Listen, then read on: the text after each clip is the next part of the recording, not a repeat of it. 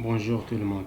D'abord, je voudrais remercier les organisateurs de cet événement, aussi mon laboratoire d'informatique semi-automatique et cognitivisme qui m'a aidé à faire cette recherche.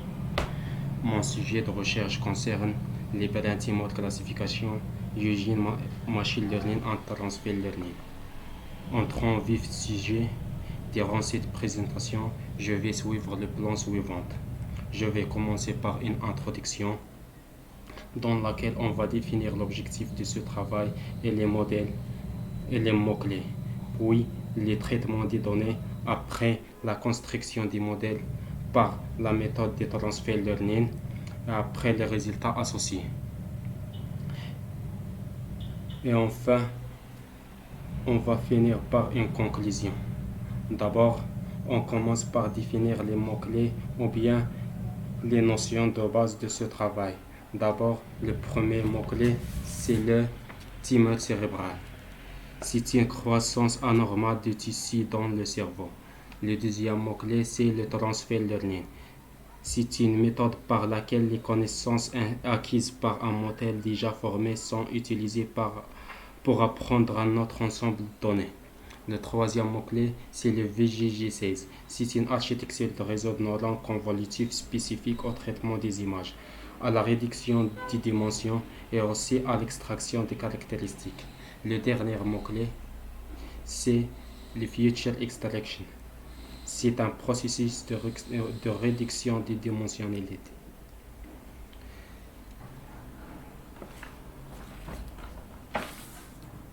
Maintenant, on va commencer le premier axe concernant l'introduction. On va citer dans cette introduction la problématique qui concerne trois éléments nécessaires. Le premier élément, c'est des statistiques concernant les tumeurs cérébrales. La classification des tumeurs cérébrales est un problème controversé dans la diagnostic assisté par ordinateur, l'abréviation de CAD. Les tumeurs cérébrales représentent 1,6% pour toutes les tumeurs pouvant affecter le corps humain et 2,5% des tumeurs mortelles. Le deuxième élément, c'est l'importance du traitement. La diffusion rapide d'un tumeur cérébral dans le monde nécessite une intervention précoce pour lutter contre l'apparition de cette maladie. Le troisième élément, c'est l'intervention de machine learning. Le développement de la technologie de machine learning et deep learning facilite les tâches de la détection et la diagnostic des tumeurs tout en limitant l'intervention humaine. Maintenant, on va passer à l'environnement du travail qu'on a utilisé pour développer notre travail. D'abord, on a développé notre code sur le notebook de Kaggle, puisqu'il nous donne 16 Go de la RAM et un kernel GPI. Ainsi, on a utilisé l'API FastAI, qui est une interface de développement du modèle de machine learning d'une manière plus formante et plus rapide au niveau du temps et du training, et plus facile à utiliser. Pour les librairies qu'on a utilisées, on a utilisé Panda pour le traitement des données, NumPy pour le calcul, Keras pour le traitement des images, sklearn et TensorFlow pour la construction des modèles de machine learning. Pour les arguments de notre modèle VGG16, on a utilisé l'optimizer RMS Pro. Et pour la perte, c'est Binary Cross Entropy. Et pour les métriques, on a utilisé l'accuracy. On va maintenant passer au deuxième axe, c'est le traitement des données. Après avoir fait l'augmentation des données des datasets, on a appliqué la fonction crop pour éliminer la partie noire de chaque image et conserver juste la partie de l'image qui contient le cerveau. Puis, on a divisé le dataset comme suit. 1444 images pour l'entraînement ou bien 70% et 310 images pour la validation et 309 images pour le test. C'est 15% pour chacune.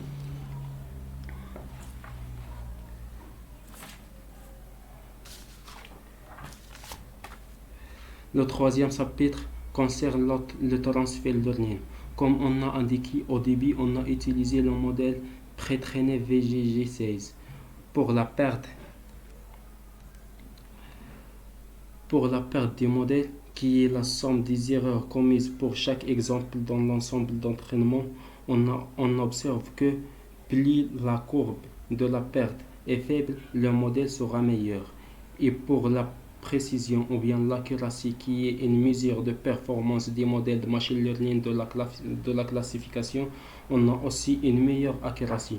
Puis, après l'extraction des caractéristiques depuis le VGG16, on transforme les images en des matrices.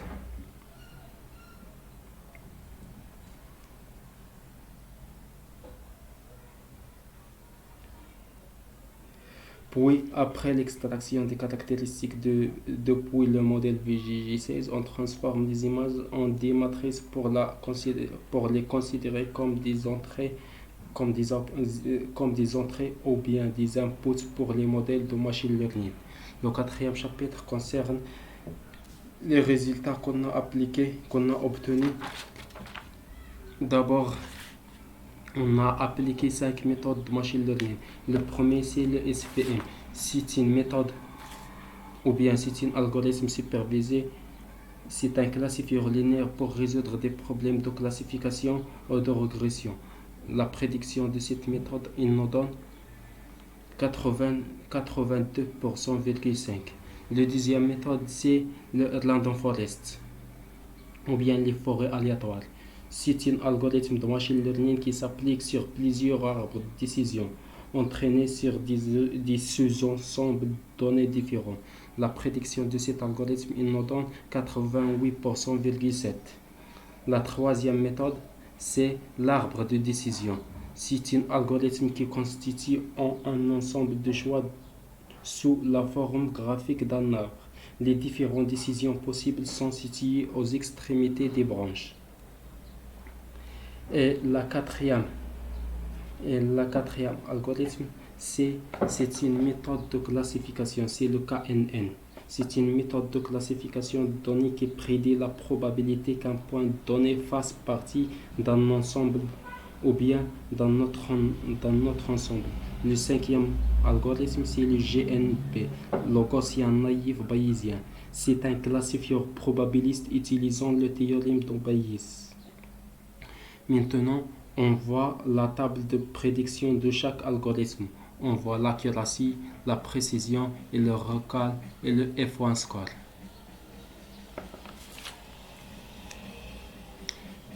Parmi les métriques de performance qui nous permet d'évaluer un modèle, on a utilisé la matrice de confusion. Et voici la matrice de confusion de chaque modèle. Le VGG16, SVM, Random Forest, Decision Tree, le Gaussien naïf bayésien et le KNN. Ainsi, on a utilisé la courbe ROC, qui est une fonction de performance qui permet d'évaluer les caractéristiques d'un classifieur binaire. Et voilà la courbe ROC de chaque modèle. Finalement, dans ce travail, on a fait une classification des tumeurs cérébrales en utilisant des algorithmes de machine learning et transfer learning. Nos résultats expérimentaux démontrent la capacité des modèles de machine learning et le modèle pré-traîné vers un diagnostic assisté par ordinateur ou bien le CAD. Comme perspective de ce travail, cette étude est une initiation à d'autres recherches. Cette étude est une initiation à d'autres recherches dans le même domaine de la prédiction précoce des maladies cérébrales en basant sur l'image mining.